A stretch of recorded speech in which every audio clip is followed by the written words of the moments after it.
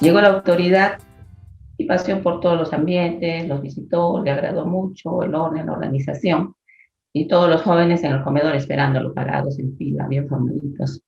Y pasó esta autoridad eclesiástica, era un sacerdote, y de pronto de la fila de donde estaban parados estos jóvenes, salió uno de ellos, se sacó la correa y empezó a darle de golpes a este sacerdote. Y todos escandalizados fueron a separarlo, a agarrarlo, ¿no? Y le preguntaban al sacerdote que si le pasó algo, le dolió, dónde le hizo daño. Y él no hizo caso, simplemente se acercó al joven y le preguntó, ¿quién te ha hecho tanto daño? ¿Por qué eres tan violento? ¿Por qué tienes tanto odio dentro de ti? ¿Quién te ha dañado tanto? Y después conversando con él, el joven le contó su historia, una historia de abandono, una historia plagada de violencia, una historia de maltratos, de violación. Entonces, este sacerdote comprendió por qué el actuar de este joven. Vamos a ver lo que es la violencia. ¿Qué es la violencia? Hay diferentes formas de conceptualizar a la violencia. Hemos tomado la que manejamos en nuestro país. Dice que es cualquier acción o conducta que cause daño o sufrimiento psicológico en primer lugar. ¿A qué se refiere con el sufrimiento psicológico? Hay una persona violentadora que maltrata a la persona violentada a través de las prohibiciones, a través de las críticas, a través de alejarla de las personas que ella quiere, como es su familia, se le prohíbe acercarse a sus amistades, se le prohíbe incluso salir a la calle, se le prohíbe manejar dinero, etcétera. Esta es una violencia psicológica. También se da esta violencia a nivel físico y es el que todos conocemos a través de golpes, patadas, empujones, y esto llega a niveles insospechados, ¿no? Llega incluso a quemaduras y hasta la muerte. La otra forma de violencia es la violencia sexual, que es la violación propiamente dicha y también el abuso sexual, que necesariamente no tiene que haber tocamiento, pero por ejemplo, fotos que se le puede tomar a una mujer cuando está en los servicios higiénicos, el estar cerca a una mujer rozándola cuando está en el bus, el estar piropeando con palabras subidas de tono, esa es una forma de abuso sexual también. Y esto en nuestro país ya se está penando.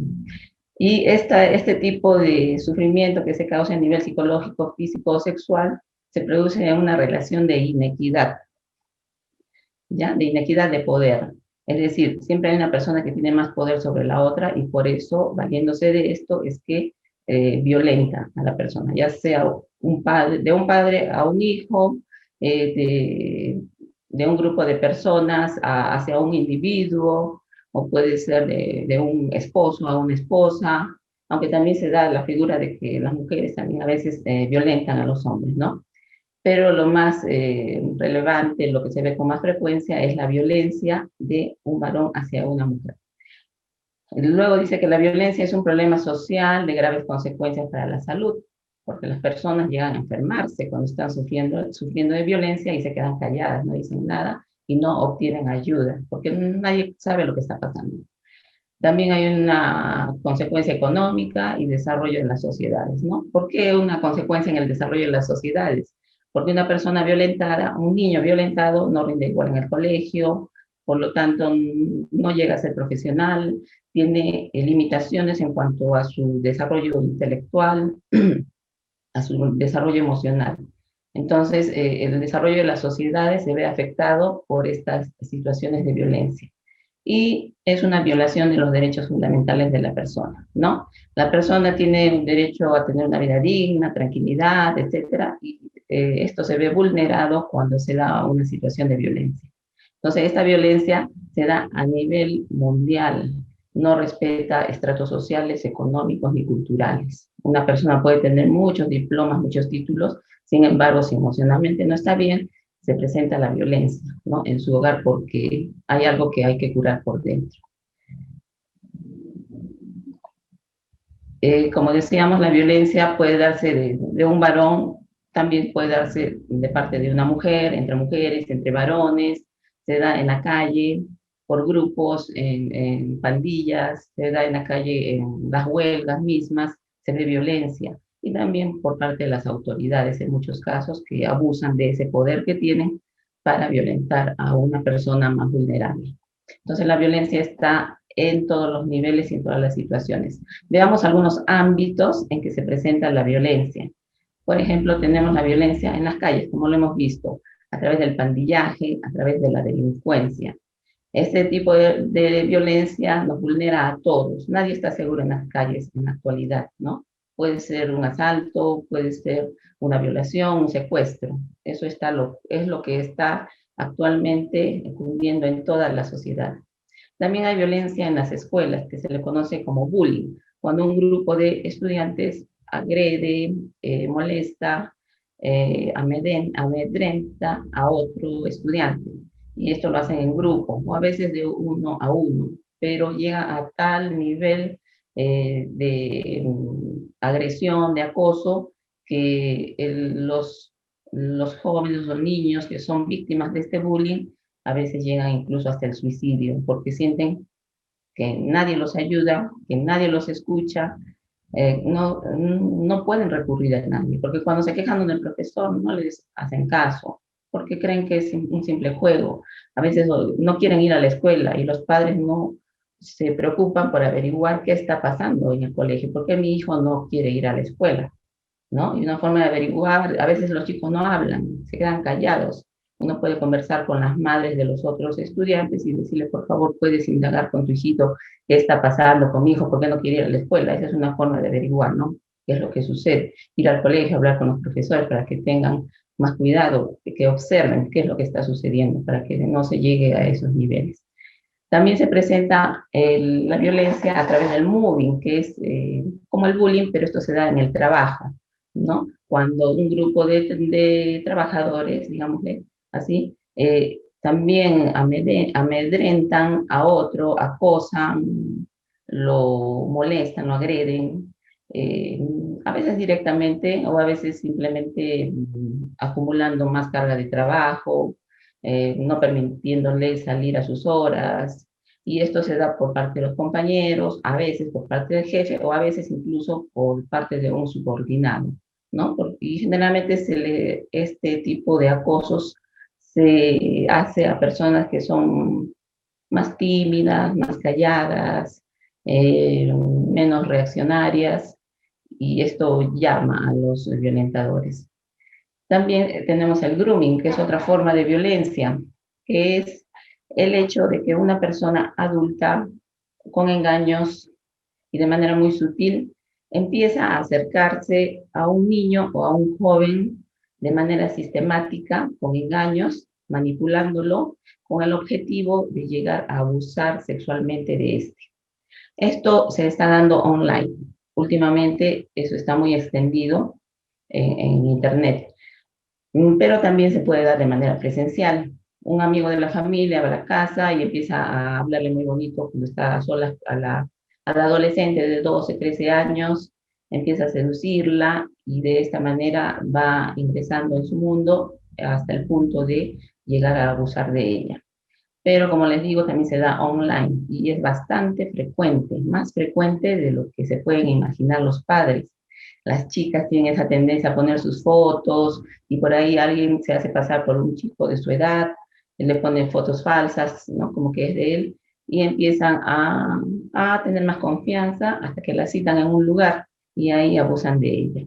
De esos casos se ve bastante. Y las chicas sufren, por ejemplo, a veces suben fotos semidesnudas y estas personas empiezan a chantajearlas y por ese motivo es que ellas acceden con mayor facilidad a lo que ellos les proponen. Entonces también hay que tener mucho cuidado con lo que las hijas mujeres sobre todo están publicando. Hay que conversar con ellas, acercarnos a las adolescentes, a las niñas. Desde 9, 10 años ya pasa esto. Y la otra forma de violencia que se da dentro de la familia y que es la que más conocemos, violencia en la pareja, violencia hacia los hijos, violencia entre los abuelos y los padres, diferentes tipos de violencia que se da en la familia. Entonces, como vemos, la violencia está extendida en todos los ámbitos de nuestra vida. Hablando ya de la familia, hablando de la pareja, ¿cuáles son las causas de la violencia en el agresor? ¿Por qué una persona es agresiva? ¿Por qué se muestra de esta manera? ¿Por qué muestra violencia? Primero podemos ver que hay patrones aprendidos en la infancia.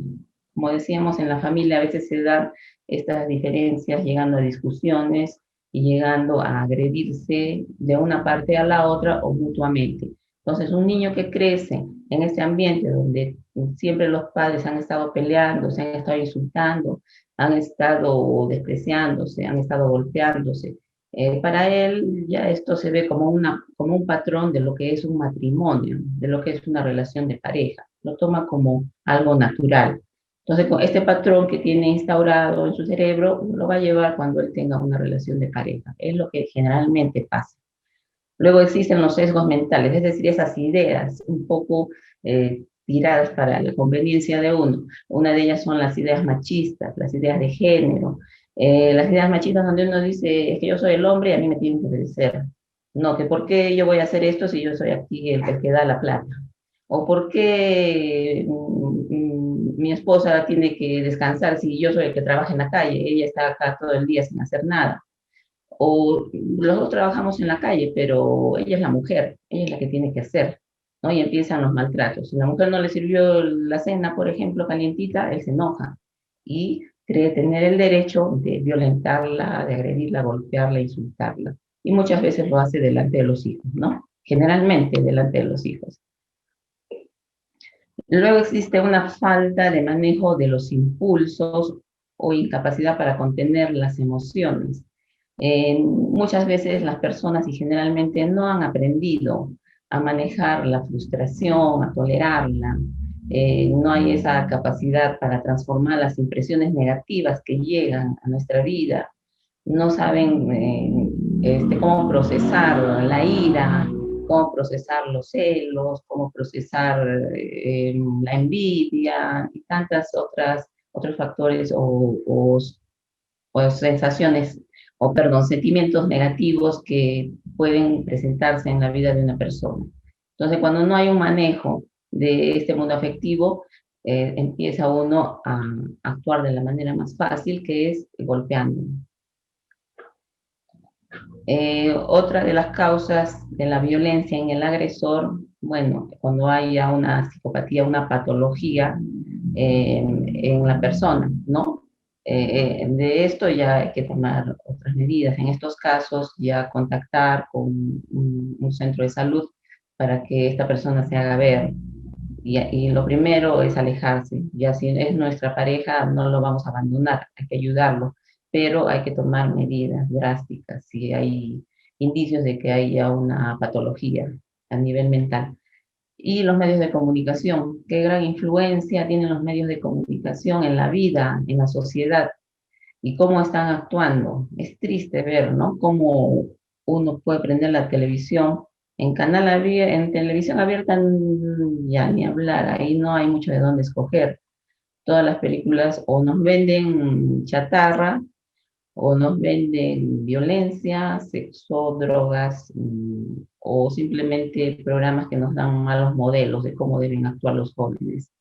Los medios de comunicación juegan un gran papel y sería muy bueno que el Estado tome partida en esto a través del Ministerio de Cultura y se controle el contenido de lo que se publica en los medios de comunicación, porque esto también es una causa de la violencia, porque a través de los medios de comunicación estamos naturalizando estas reacciones violentas en las personas. Ahora también, ¿por qué la víctima lo permite? ¿No? Porque hay un violentador y un violentado. ¿Por qué esta persona permite, en el caso de las parejas, ¿no? Que estábamos hablando, los esposos, la esposa siempre es violentada psicológicamente, físicamente, sexualmente, pero ella lo permite. ¿Por qué? A veces fácilmente nosotros criticamos, ¿no? ¿Y por qué ella sigue ahí? Ah, es que le gusta el golpe o ese tipo de comentarios totalmente inadecuados, ¿no? Porque uno no conoce la realidad de lo que puede estar pasando a esa persona. En primer lugar, a veces es por un simple temor a la soledad, ¿no? No quieren quedarse solas porque tienen miedo a la desolación o a veces porque tienen miedo al que dirán, a qué van a decir, porque una mujer divorciada es mal vista, principalmente por los varones, ¿no? Entonces es un condicionamiento social. Otra de las causas es el síndrome de indefensión aprendida. ¿Qué es este síndrome de indefensión aprendida? Viene a ser esa actitud que asume la víctima de total pasividad ante la violencia. ¿Por qué? Porque ella aprendió que cuando en algún momento quiso rebelarse, quiso irse del lado del violentador, le fue peor, la agredió con mayor fuerza, con mayor saña. Entonces ella aprendió que es mejor quedarse quieta y no decir nada. Este es el síndrome de la indefensión aprendida y esto lo viven muchas mujeres. Por eso se quedan calladas, no denuncian, ni siquiera a su familia le comentan lo que está pasando, no piden ayuda, porque cuando quisieron hacerlo les fue peor. Este es el síndrome. Luego también por una baja autoestima y una baja autovaloración, ¿no? Por su historia personal, la persona tiene baja autoestima, no se valora. Entonces, ¿qué es lo que piensa? ¿Qué cree? Que si se separa de esta persona, de este varón, nadie la va a mirar, nadie le va a hacer caso, nunca va a encontrar a otro igual o mejor que él, porque siente que no vale. Y esto tiene que ver con la educación que recibió, con el trato que recibió. Entonces, esta persona que tiene baja autoestima y no se valora, prefiere quedarse al lado de esta persona que siquiera está a su lado y no la deja, a estar sola con sus hijos y ser un punto de crítica de la sociedad y de desprecio también. Y también por una inequidad de poder, ¿no? Esto sobre todo en los niños. Un niño es víctima también de sus padres, de sus hermanos mayores, porque siente que no puede enfrentarse al violentador, ¿no? Porque es un niño, quien lo está golpeando, maltratando, es una persona adulta o es un adolescente, mucho más fuerte. Muchas veces los amenazan para que no avisen a los padres, ¿no? Entonces, por una inequidad de poder también es que la víctima está ahí y no se va, no denuncia o no avisa a nadie simplemente. ¿Y cómo se va formando la violencia a nivel individual, en la historia personal? Primero vemos a una pareja que empieza feliz, van a tener un hijito, en el mejor de los casos empieza feliz, ¿no? Porque en algunos casos ya desde novios, desde enamorados, se ve que hay una relación malsana. Tienen un niño, luego esta pareja va pasando los años y empiezan a mostrar disconformidad con la forma de ser del otro, empiezan a verle ya más defectos, o simplemente uno de ellos empieza a actuar de manera equivocada, va tomando, gastándose el dinero, siendo infiel, etcétera. Como consecuencia lógica se dan las discusiones, se dan los reclamos, y ahí empieza ya la violencia en la pareja, delante de los niños. Estos niños ya están absorbiendo este mundo emocional, negativo, estas características de relación totalmente inadecuadas, una dinámica familiar que les va a afectar de todas maneras. Luego esta pareja, bueno, la mujer generalmente que es la que tiene más contacto con los hijos, la que está más presente en el hogar, aunque trabaje, ya empieza, se afecta, porque si tiene problemas con la pareja y no puede transformar esto, no puede procesar estas malas experiencias, entonces acumula y luego, como es frecuente, con los hijos es con quien descarga esa cólera, esa ira, esa frustración, y golpea también o insulta, maltrata en el momento de las tareas o en cualquier circunstancia, ¿no? Porque ya la relación está mal y cuando hay una relación mala, ambos miembros o todos los miembros de la relación están afectados. Luego de esto, como hay una separación, generalmente cada uno tiene que trabajar más horas porque la mamá se ausenta más del hogar porque el papá casi siempre, como una forma de revancha, no le da dinero para ella, para los hijos, entonces ella se ve en la obligación de salir a trabajar, los hijos se quedan solos, hay más acumulación de descontento en su mundo emocional, hay una sensación, mientras más pequeños sean, de abandono por parte de los padres y ya este niño está guardando sentimientos inadecuados que a veces lo saca a temprana edad o a veces no, y simplemente lo saca cuando inicia una relación de pareja. Y nuevamente ese es el círculo. Y cada vez esta violencia acumulada se va presentando con mayor fuerza, ¿no? Este es el círculo de cómo se forma la violencia. Se dice que la célula de la sociedad es la familia, pero a mí me parece que la célula es la pareja, porque de esta pareja es que van a salir esos hijos bien o mal formados. Entonces, si la relación de pareja está mal, como consecuencia, el mundo emocional de los niños también va a estar afectado y estos niños a su vez van a formar parte de la sociedad y van a expresar lo que tienen dentro y lamentablemente a través de la violencia, ¿no? En la siguiente diapositiva vamos a ver cuáles son las consecuencias de la violencia. Si un niño está viviendo en un mundo de una dinámica familiar negativa, de agresión, entonces va a tener consecuencias. El exceso de movimiento que equivocadamente los padres, los profesores lo catalogan como hiperactividad. La hiperactividad no es algo así tan simple, es un problema muy serio a nivel neurológico. Y a veces los niños se mueven no porque sean hiperactivos, sino porque están como queriendo huir de una realidad que no les agrada y esto lo manifiestan a través del movimiento. No pueden estar quietos, agarran una cosa, otra, suben, bajan, pero hay momentos en que sí, mirando la televisión están tranquilos. Un niño hiperactivo no está tranquilo en ningún momento, ¿no? Entonces, hay que tener en cuenta que el ambiente en el que vive el niño es lo que produce este exceso de movimiento, ¿ya? Y no confundirlo con la hiperactividad. Ahora, las pobres relaciones interpersonales son las consecuencias. Niños que son muy agresivos, niños que son muy tímidos, niños que son blanco fácil del bullying en el colegio, son niños que han vivido violencia. Y en algunos casos, que es el otro extremo, son los violentadores en el bullying, ¿no? Los niños que han vivido una relación, una dinámica familiar inadecuada, se vuelven también violentadores en el colegio. Entonces, se van a un extremo o a otro. A veces también esta agresividad que estos niños van guardando la manifiestan con sus propios compañeros, con sus primos o en la casa. También hay un pobre rendimiento escolar. No rinden igual que los demás. ¿Por qué? Porque su mente más está en la preocupación, en ese impacto que causó esa pelea que tuvieron los padres la noche anterior o antes de ir al colegio, los papás estuvieron peleando. Entonces, este niño está más enfocado en ese estado emocional negativo y su nivel de atención, concentración disminuye notablemente, su memoria también. Entonces se ve como consecuencia un desempeño escolar inadecuado. Y porque al haber una dinámica inadecuada en el hogar, también en el hecho de hacer las tareas, a veces la madre está de mal humor, está intolerante y el niño es quien paga las consecuencias. Y la conducta agresiva que se da, ¿no? Lo que mencionábamos antes.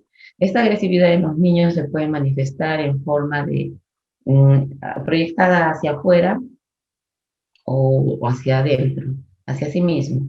Eh, Proyectada hacia afuera, como decía, con agresividad hacia sus compañeros del colegio, la conducta rebelde ante los profesores, a veces agresivo con los primitos.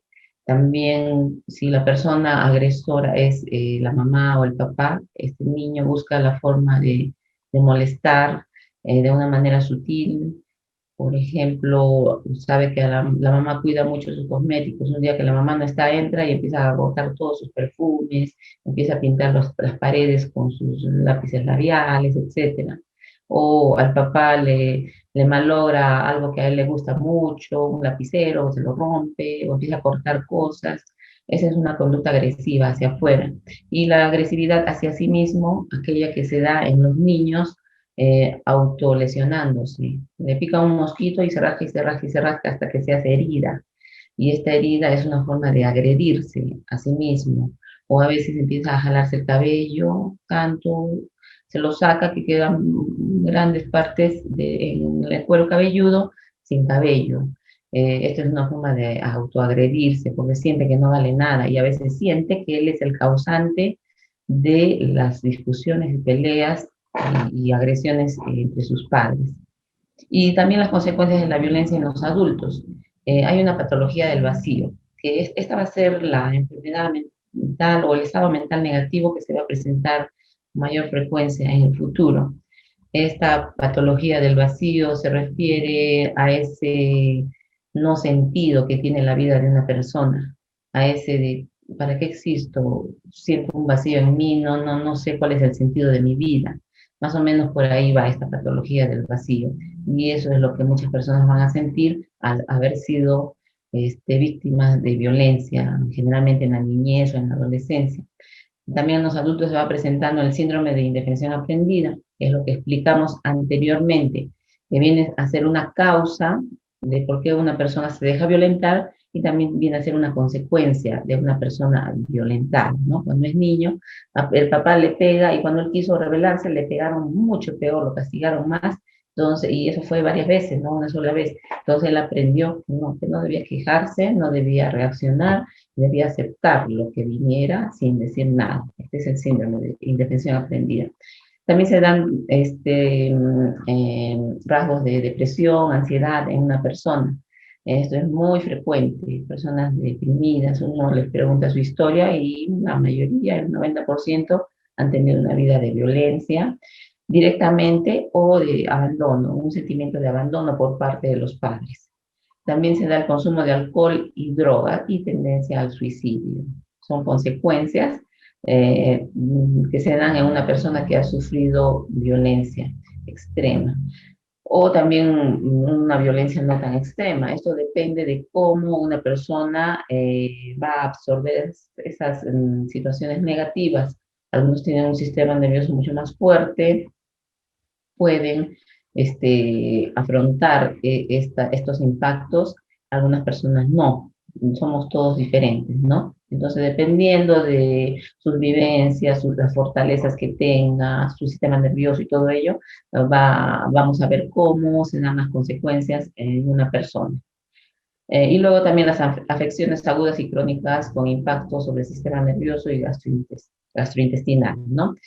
Cuando hay un estado emocional negativo, como dije anteriormente, hay problemas se somatiza estos problemas emocionales en el cuerpo, ya sean dolores de cabeza, problemas gastrointestinales, problemas en cualquier órgano de nuestro cuerpo, en cualquier sistema. Ya esto es como es una forma de defensa del organismo porque el sistema emocional ya no puede más y esa energía la canaliza hacia una parte del cuerpo físico.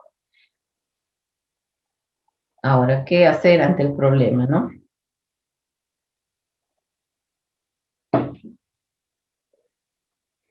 Ya, ¿qué hacemos ante la violencia? Como decía, este es un monstruo muy grande al que tenemos que enfrentar desde todos los ámbitos. Vamos a ver cómo podemos nosotros ayudar a que esto se vaya atenuando a nivel personal primero. La idea central es que tenemos que desnaturalizar la violencia. Como yo les dije, la violencia se ha hecho algo muy natural, algo muy de cada día, algo a lo que ya ni le prestamos atención porque hemos normalizado la violencia. Y como dije, los medios de comunicación ayudan bastante en esto, ¿no? Cómo a nivel personal nosotros podemos ir contra la violencia. Uno de las acciones que podemos tomar es desarrollar la conciencia de cómo actuamos. Es decir, a través de la autoobservación, nosotros tenemos que darnos cuenta si estamos cayendo en la violencia o no, tanto como agresores o como víctimas, ¿no? Nos observamos, porque está tan naturalizada la violencia que no nos damos cuenta que nosotros somos violentadores o somos violentados, ¿no? Entonces tenemos que tomar conciencia y autoobservarnos y ver cómo estamos actuando, para ver si somos o no personas que están dentro de la violencia. Hay que cambiar también los paradigmas primitivos que rigen nuestra conducta. Esos modelos que tenemos que vienen desde tantas décadas y siglos atrás, ¿no? de nuestra conducta. Lo que hablábamos antes, ¿no? Que el hombre es el que tiene la última palabra, no hay un consenso, no hay una conversación, una comunicación con la pareja, porque yo soy bien hombre y yo no voy a permitir que pase esto, o porque yo soy acá el jefe de la casa porque soy el que trae el dinero, mi mujer no hace nada, ella está todo el día en la casa, eh, y no se ve su producción, ella no gana, no trae aportes a la familia. No son formas erradas de pensar, son paradigmas que son muy primitivos, hay que actualizarse ya. Hay que cambiar esto. Luego viene la otra acción, es desaprender la violencia, ¿no? La violencia es aprendida y es condicionada socialmente. Nosotros podemos desaprenderla a través de la toma de conciencia, a través de la práctica de la no violencia activa. Después vamos a hablar de esto. Tenemos que tomar esas acciones. Sanar al niño interior herido, ¿no? Como dijimos antes, hay un niño que ha vivido violencia, tiene un mundo emocional convulsionado, lleno de emociones negativas. Hay que sanar esto. Esto generalmente se da a través de una terapia, una psicoterapia, pero esta es una forma en que nosotros podemos ir deshaciéndonos de la violencia, ¿no? Sacando todo lo malo que hay dentro para quedar limpios y ya no tener esas tendencias violentas. Liberarse de los resentimientos del pasado también, ¿no? Esto se logra también con una psicoterapia. Tenemos a veces mucho rencor a quienes nos violentaron y es algo totalmente natural y válido, pero tenemos que liberarnos de esto. También encontrar un sentido y orientación a nuestra vida, ¿no? Eso generalmente se da a través de la práctica de algunas filosofías, del desarrollo espiritual de las personas. Y al decir espiritual no me estoy refiriendo a asistir todos los días a la iglesia o ni siquiera a formar parte de un grupo religioso. No, la espiritualidad va más allá de esto. Es mucho más que ir a un grupo religioso. ¿Ya? Entonces tenemos que, a través de estas acciones, ir combatiendo la violencia desde el punto desde donde estemos, ¿no? Que es el punto individual, personal, y es el punto de partida. A nivel familiar, ¿cómo podemos hacer? Las relaciones en la familia tienen que hacer uso del diálogo razonable y asertivo, comunicarse, hablar, decir, mamá, no me gusta esto, no me gusta que me hables así, papá, ¿por qué actúas así delante de mis compañeros, de mis amigos?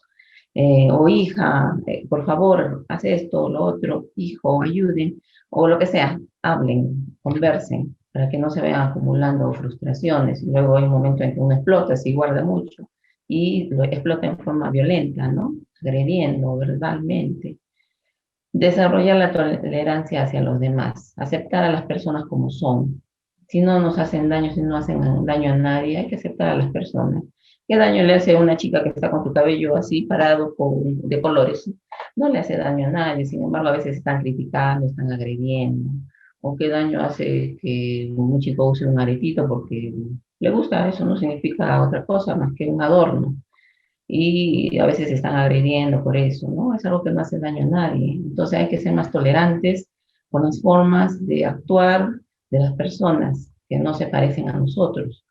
Aprender a gestionar la ira también, porque a veces somos iracundos y en la casa siempre estamos con esta relación de mandar de manera inadecuada, de preguntar de manera inadecuada a los miembros de la familia. Hay que aprender a alejarse de la ira, salir, decir stop, alto, me alejo, no reacciono y luego analizo qué gané alejándome de esta situación conflictiva. Gané que no agredí a mi hijo, no agredí a mi esposo y que me siento mejor. Pero si me hubiera quedado, ¿qué hubiera pasado si yo hubiera reaccionado? ¿No? Es una forma de gestionar la ira. Hay muchas formas, pero esta es una de ellas. Tenemos que aprender las formas que mejor nos caigan. Luego, tratar con cariño a todos los miembros de la familia y aplicar la disciplina positiva. Tratar con cariño a todos los miembros de la familia, es decir, ese trato afectivo que debe haber, ¿no? Evitar estar siempre criticando, viendo las partes negativas, las conductas negativas, y más que todo abocarnos a lo positivo. Esto implica la disciplina positiva. Están detrás de los aspectos positivos de las personas, de los miembros de la familia. No estar constantemente criticando, sino más bien de una manera asertiva, ensalzar estas conductas, porque esto va a animar a la persona a que repita estas conductas positivas. Hay que evitar entonces la crítica y tener una actitud empática, ¿no? Ponernos en el lugar del otro para comprender por qué actuó de esa manera, por qué dijo lo que dijo, por qué está sintiéndose así. Entonces yo a través de esta actitud empática es que voy a ser más tolerante, más comprensivo y voy a tener más paciencia con las personas. A fomentar la solidaridad también en los miembros de la familia para ayudar a otras personas. La solidaridad es una forma de combatir la violencia. Y si nosotros somos solidarios con el actuar, estamos enseñando a los demás miembros de la familia a hacerlo también. Eh, a nivel social, ¿qué se puede hacer a nivel social? Implementar medidas de control en los colegios para evitar el bullying. Esto ya tiene que ver más con los directores, los profesores de los colegios. Como hemos dicho, el bullying es una práctica que está bastante extendida en los colegios. Si nosotros no hacemos nada, no decimos nada, el bullying va a tener sus consecuencias negativas, fatales. En algunos países se sabe de estudiantes que agarran un arma, van y disparan a toda la clase y dicen, pero ¿por qué? ¿Qué le pasó? Es muy probable que este chico haya sido víctima de bullying, se ha hartado, se ha sentido totalmente abarrotado de estos sentimientos negativos y ha explotado de esta manera violenta. Y como en otros países el uso de armas es legalizado, entonces es más fácil que en una casa haya un arma, entonces es más fácil encontrar armas. Y por eso es lo que cogen y van y disparan a profesores, a alumnos, a compañeros, porque eso tiene sus causas, ¿no? No sale de así nomás. Por algo este chico actúa así, claro que ya está en una conducta patológica, ¿no? Pero analicemos, no solo veamos la conducta en sí, sino vayamos más atrás, ¿no? Y evitemos este tipo de conductas en nuestro medio. El control de los contenidos que publican los medios de comunicación también es una forma en que nosotros podemos controlar la violencia. Y aquí debería actuar el Ministerio de Cultura, ¿no? Como lo dije, para que se controle más qué están publicando, qué le están dando a la población. Es basurita lo que nos dan en los medios de televisión abierta. Es bastante difícil de encontrar. Claro que hay honrosas excepciones de buenos programas culturales divertidos, de acuerdo a la edad de las personas, pero la mayoría de programas tienen un contenido inadecuado de violencia, sexo, drogas, asesinatos, incluso los mismos noticieros, ¿no? Esa prensa amarillista que solo nos dan violencia, violencia, violencia, no hay otro tipo, o en un porcentaje muy reducido otro tipo de noticias, ¿no? Pero la mayoría es violencia y esto hace que se normalice y naturalice la violencia. Luego, facilitar la participación de los adolescentes y jóvenes en programas culturales y deportivos para evitar el pandillaje. Esto también tiene que ver con las municipalidades, sobre todo en épocas de vacaciones de los chicos, fomentar programas culturales, deportivos. Yo me acuerdo que había un alcalde que todos los domingos contrataba a personas que se pusieran a bailar en el parque, ponían su música a todo volumen, y era una forma de incentivar, y poco a poco, cada domingo ya los jóvenes sabían, las señoras, todo el mundo, hasta ancianos iban, empezaban a hacer sus ejercicios. Este mismo alcalde también comentaba los programas culturales, cursos gratuitos, ¿no? No voy a decir quién es, pero muy buena su actuar en cuanto a fomentar, ¿no? Las actividades culturales y deportivas. Y a nivel del Estado, el Estado también está actuando. De hecho, se creó el Ministerio de la Mujer y Poblaciones Vulnerables, ¿no? Algunas personas preguntaban, ¿y por qué no se crea el Ministerio de Hombres? ¿Por qué solo las mujeres? Esto es injusto, decía. Pero si nos vamos a las estadísticas, ¿Quiénes son las más vulneradas, las golpeadas y las agredidas? En un 90% son las mujeres o más. Y también hay agresión hacia los varones, ¿no? No es que solo las mujeres son víctimas, también los varones son víctimas, pero ellos no hablan, no avisan por esta mentalidad sesgada de que no, yo soy hombre, ¿cómo me voy a quejar? ¿Cómo voy a denunciar? Y aguantan nomás, pero también hay hombres agredidos, pero en una gran proporción se da la agresión hacia las mujeres, llegando incluso al feminicidio. Por eso se creó este ministerio especialmente para las poblaciones vulnerables y para la mujer. Y ahora a través del programa Aurora se está trabajando arduamente. Y se creó la ley 3364, la famosa ley que es bastante benigna con las mujeres y con los miembros de la familia que son violentados. Y dentro de los miembros de la familia también están los varones, ¿no? Entonces, si una persona, un varón es violentado, agredido sistemáticamente por una mujer o cualquier miembro de la familia, también puede denunciar, tiene ese derecho de denunciar.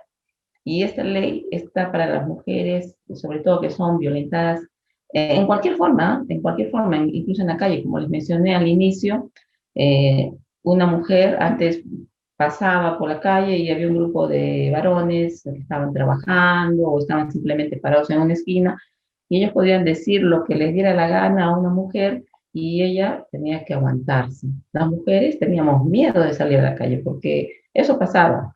Y no es que violentara directamente, físicamente, pero nos hacían sentir mal con esas frases subidas de tono. Ahora eso se puede denunciar. Usted graba lo que le están diciendo, lo disimulado, va, denuncia y viene la policía. A ese nivel llega esta ley 30364. Una mujer que es violentada a veces sale de su casa porque el hombre la está golpeando. No lleva DNI, no saca dinero, no saca nada. Y puede ir a denunciar sin DNI incluso. No tiene que pagar nada, no tiene que hacer una denuncia por escrito, ni siquiera tiene que llevar un abogado. Denuncia y la autoridad tiene la obligación de tomar esa denuncia. Antes, ¿qué pasaba? Iba a denunciar a la mujer y los policías hasta se burlaban, ¿no? O le decían, ¿qué habrás hecho? Pues, ¿por qué te pegó tu esposo? O ¿qué cosa quieres que hagamos nosotros? Corre y soluciona en tu casa, es tu esposo, tienes que quedarte con él, o cosas por el estilo, ¿no? Ahora no, uno incluso puede denunciar a la autoridad que no le quiere tomar la denuncia. Eso nos da la ley 30364. También la celeridad, es decir, que nosotros podemos ir y nos tienen que atender inmediatamente y se tienen que dar las medidas preventivas y las medidas ¿cómo se llama? Bueno, medidas preventivas sobre todo, para que dentro de las 24 horas recibida la denuncia por el juez, hay medidas preventivas que se dan para que la mujer se sienta más segura, dependiendo también del el nivel de riesgo en el que se encuentre. Estas medidas preventivas pueden incluir el alejamiento del agresor de la casa. Tiene que salir de la casa si así lo dicta la autoridad. Y si sale, no puede comunicarse con ella ni por celular, ni por llamada telefónica, ni por mensaje, ni por carta, por nada. Son medidas preventivas y medidas protectoras que dicta la autoridad y esto va en bien de la seguridad y tranquilidad de la mujer. Si la mujer no puede quedarse en la casa y el agresor está ahí, también hay, y si no hay redes sociales, familiares de soporte, hay hogares de refugio temporal donde la mujer puede ir con sus hijos y ahí recibir una asistencia legal, psicológica y social, aparte de los servicios básicos de alimentación y cama, para que pueda quedarse ahí hasta que se solucione su problema, hasta que se encuentre un grupo, una familia que puede ser su propia familia que la acoja, ¿no? Entonces, esta ley tiene muchas más eh, situaciones benignas para la mujer, en el sentido de que la protege, le da celeridad, porque esta ley se refiere a la prevención, protección y erradicación de la violencia hacia la mujer.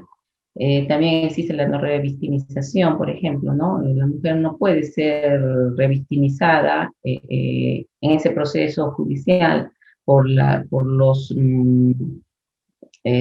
policías, los jueces, los fiscales, los abogados, no, las tienen que tratar con mucho respeto. Ahí no se permite burlas, malos tratos, no. Esta ley permite todo eso, ¿ya? Entonces, una mujer que está sufriendo violencia y que siente que está sola, desamparada, pues sepan que existe esta ley que ha dado el Estado peruano hace ya como 5 años, 4 años, 5 años, y que está socializándose y que cada vez está difundiéndose más. Como último pensamiento, digamos, último mensaje que le podemos dar es que apostemos por la no violencia activa, ¿no? La que mencioné anteriormente. Esta no violencia activa se refiere a bueno, está basada sobre todo en una regla de oro que es trata a los demás como tú quieres que te traten a ti, o no o no hagas a otros lo que no quieres que te hagan a ti, y busca establecer una cultura de paz, una cultura de tolerancia, de comprensión, para lograr cambios a nivel personal, a nivel familiar y a nivel social, que está orientada al rechazo de todo tipo de violencia. Entonces, la no violencia activa se trata de eso, ¿ya? Es un valor moral que tiene como regla de oro tratar a los demás como queremos que nos traten a nosotros. Vamos a practicar esta violencia. Esperemos que estos puntos que hemos mencionado les sirvan para empezar desde el lugar donde se encuentren a luchar contra la violencia. Pensemos qué hogar vamos a dejar, qué mundo vamos a dejar a nuestros sucesores, perdón, a nuestros hijos, a nuestros nietos, bueno, a toda la infancia o juventud en general. Como decía el gran Mahatma Gandhi, no hay camino para la paz es el camino. Bueno, con esto hemos concluido. Gracias por su atención. No sé si alguien tenga alguna pregunta. Tenemos una pregunta. Dice, ¿cómo se puede controlar la ira? Ya, para el control de la ira existen diferentes técnicas que tú puedes utilizar. Estas técnicas están basadas o están orientadas simplemente al síntoma, que es la manifestación de la ira. Lo adecuado es que se haga un tratamiento para que se trabaje con la causa de la ira, ¿no? Para que esta ira no salga porque va a desaparecer si que se trabaja limpiando este mundo emocional que causa la ira. Pero como un paliativo existen técnicas. Uno es el de la respiración profunda, consciente, y completa para que tú puedas disipar ese estado de ira. Tu sistema interno se va relajando a través de la respiración. Otra forma es la no respiración. Es decir, cuando estás en un momento de ira en que sabes que podrías explotar, deja de respirar, contén la respiración todo lo que puedas, todo lo que puedas, y luego respiras profundamente. Al contener la respiración, tu atención ya no va a estar en lo que te causó la ira, sino en querer respirar, en ese instinto de conservación de querer tomar nuevamente aire. ¿Ya? Esa es otra técnica, pero luego haces tus respiraciones completas y trabajas con el control del pensamiento, porque el pensamiento es lo que nos acrecenta la ira, es como que es la leña que se le echa al fuego para que la ira siga creciendo. Si yo me sigo acordando de lo que me dijo esa persona, de lo que me pasó, si sigo pensando, entonces la ira otra vez va a aparecer.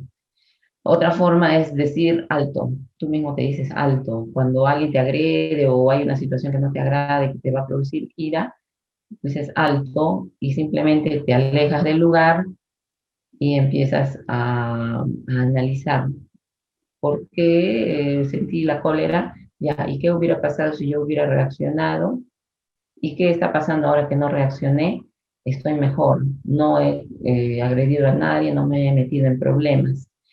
Como te digo, son solo paliativos, lo ideal es que tú hagas un tratamiento para que si tienes problemas realmente con la ira, para que las causas de la ira desaparezcan. También preguntan si es normal sentir ira de la nada. Ira de la nada. No, no es tan normal. Bueno, digamos que no existe la ira de la nada. En el fondo hay una causa que está muy, muy escondida dentro de ti, en tu inconsciente posiblemente.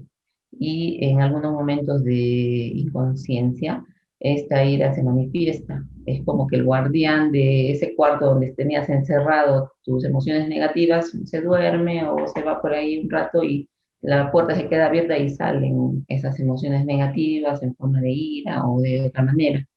Entonces, no aparece de la nada. Generalmente los pensamientos son las que traen a colación estas reacciones, ¿no? Esta ira. Entonces tú tienes que analizar qué estuve pensando antes de enojarme. Empiezas a observar, a analizar, a recordar y te vas a dar cuenta que había un pensamiento por ahí que te hizo sentir esa ira. Entonces no es de la nada, es generalmente por pensamientos, pero que traen cosas que están ya guardadas dentro de ti por tus vivencias. ¿Alguna otra pregunta?